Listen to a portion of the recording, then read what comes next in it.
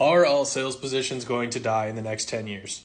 My short answer is probably. But for the longer answer, let's go through 4 predictions for B2B sales over the course of the next 10 years. Number 1 is cold email is going to completely die. And it is all thanks to gems like these. The subject line I got today was meeting request, and the only thing they said is Dane, thoughts. So even if you have an email automation tool with a decent scraper on sales triggers like 10K reports, job postings, funding rounds, you are still going to get lost in the mess. All of these cold email agencies are sending hundreds of thousands of emails a month. So I don't care how good your subject line is. You are going to get deleted if they don't know your email address. Prediction number 2, there's going to be a massive rise in corporate influencers. If cold outreach platforms like cold call, email, LinkedIn message start getting blocked due to spam, people still need to get their information from somebody. But I'm betting it's not going to be a sales guy. It's going to be a corporate influencer.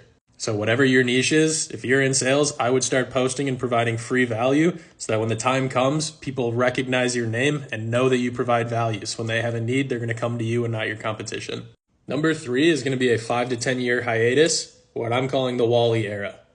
If large language models like ChatGPT get a lot easier to fine tune, and if it becomes a lot easier and cheaper to control and protect the data that goes into that LLM, then we are just going to have corporate robots talking to each other. So if in your sales process you're responding to RFPs, RFQs, RFIs, you're just going to have an LLM figure that out for you based on all of your company's IP.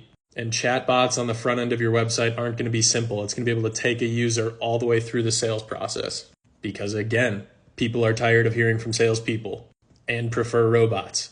However, I don't think it's all going to be bad news. History does tend to repeat itself, and I think after a while, when robots are just talking to robots, it's going to become trendy to have in-person networking events. And it will be a return to the glory day when buyers actually accept coffee meetings, lunches, and happy hours. And face-to-face human interaction, even with a stranger, is exciting.